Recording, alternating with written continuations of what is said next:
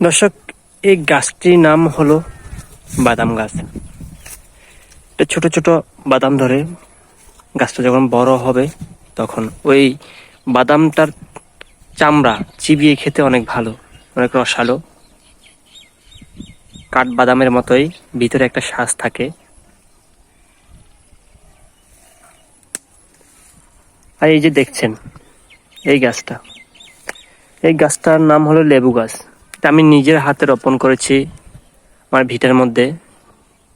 এই যে আমার নতুন বাড়ি বাঁধার এই ভিটা, এই ভিটার মধ্যে আমি নতুন ঘর তৈরি করব। তো নতুন ঘর তৈরি করার আগে আমি কিছু চারা লাগিয়েছি। এই চারাগুলোর মধ্যে এই একটা হলো লেবু গাছ। অনেক সুন্দর গাছটা, অনেক যত্ন করেছি। যত্ন করার খাতিরে গাছটা বেশ বড় হয়েছে। একেবারে ছোট রোপণ করেছিলাম, ওরা থেকে অনেক বড় হয়েছে। তো এরকম আরো অনেক গাছের চারা লাগাইছি। এই যে আম গাছের চারা একেবারে ছোট ছোট লাগাইছি, অনেক বড় হয়েছে মাশাআল্লাহ। এই হলো লেবু গাছ, দুঃখিত, এই হলো লেচু গাছ। যখন চারাটা রোপণ করি একেবারে ছোট, অনেক বড় হয়েছে, নিচে অনেকগুলা ঘাস হয়েছে। গোড়া মাঝে মাঝে পরিষ্কার করে দিতে হয়, যে কোনো গাছের চারা রোপণ করলে গোড়া পরিষ্কার করে দিতে হয়। যদি গোড়া পরিষ্কার করে দেয় গাছটা উঠতে সহজ হয়, বল শক্তি পায়।